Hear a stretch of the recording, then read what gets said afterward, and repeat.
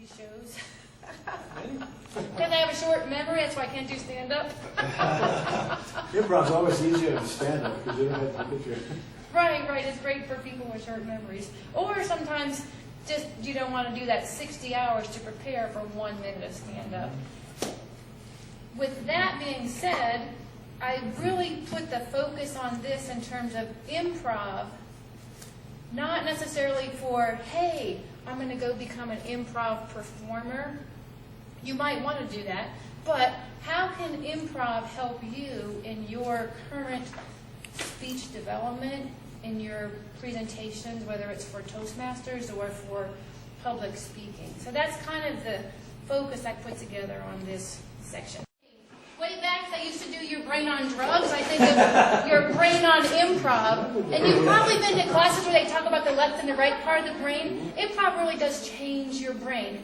Today, after you leave improv class, or even after you do a show or storytelling, your brain's firing on different levels, and you may go home, and people are like, oh yeah, it's Saturday, we've got to do our chores, and you're like, oh, why don't we vacuum upside down? Can we vacuum this evening? Let me sing opera while I'm vacuuming today, because you've got that, and that's part of what I think you see in people who've done improv. It actually changes your brain, and if you do it for a long time, you may end up like Ray, going to have people send the police after you. But it's important to do improv in safe places.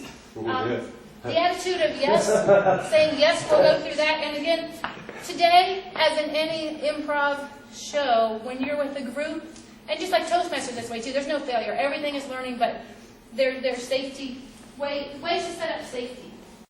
Ladies and gentlemen, Jiggy.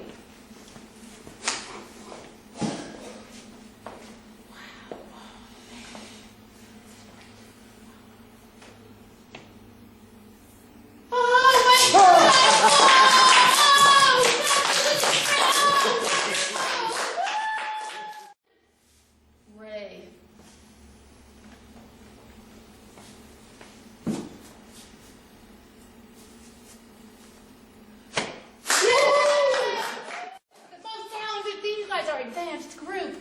All right, ladies and gentlemen, Tom, the man in the hat.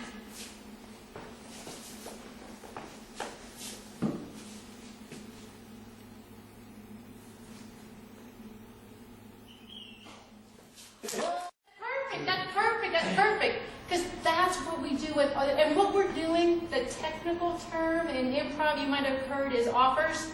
So you're making an offer. An offer is just like, hey, will you cook dinner for me, Louisiana Cajun, next week? I make an offer. But I'm also making an offer like this. And with our audiences or meeting planners, sometimes our offer is a little bit, it could be weak. Well, yeah. Or in comedy, you might call it waffling, wimping. You want, yes, I will be there at 7 o'clock, and I can do that topic for you. Or so here we go.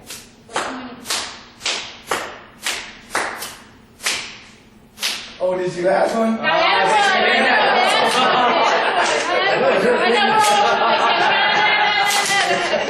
But you know when people say, I think you said earlier that you heard a speaker last night who had 6 years of material in, 6 minutes? Yeah.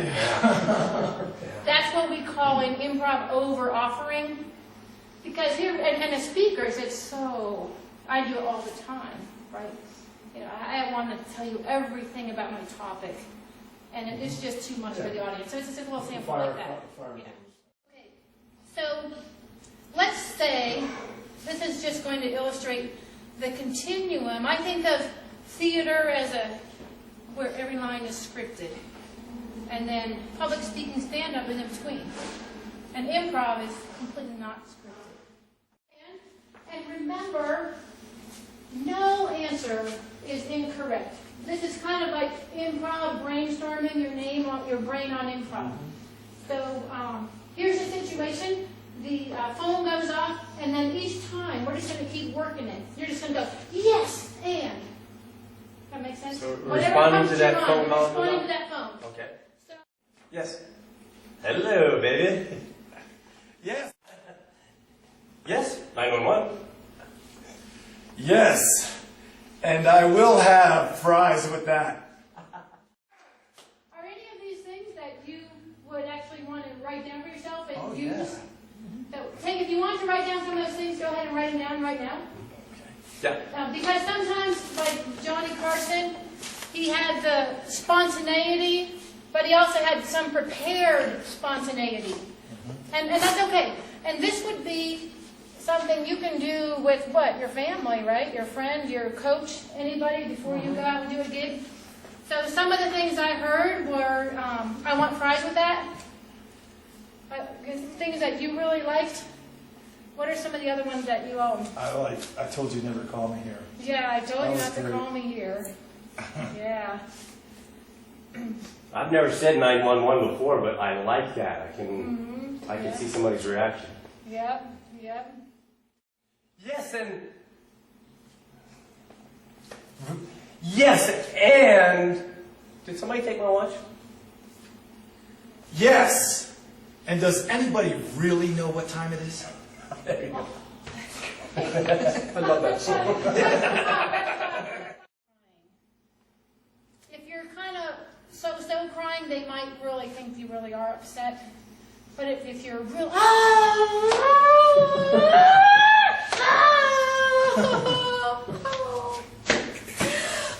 I'm never gonna make it as a speaker. I should have stayed in clown school. It's not working for me. My mom was right. We're gonna play some games that I've tried in actual presentations, and they've worked most of the time. So these are just things you could pull out of your pocket and say, this might work with a large group, or it might work with my family reunion, or I'm visiting a nursing home. Let's have some fun and get people having some fun in that venue, or your Toastmaster. So earlier we talked about yes. Today, your homework for the next 2 weeks is whatever happens, yes. Yes. I got an increased water bill, yes. And now I can go to the water board and join the board. Yes, I got a speeding ticket. No. So yes is your basis for everything, and even story development. ACROP is the foundation of all good improv. There's improv out there that's kind of just like the silly games that you can go on. But what makes the improv that we did today is it ended up, this is a story. So, ACROP's, good question, thanks Tom. The plant in the audience, yes! A stands for action. C is character. R is relationship. O is objective. And P is place. And I'll show you how in probably less than 2 minutes you can take something ordinary and make that an extraordinary, just changing one of these things.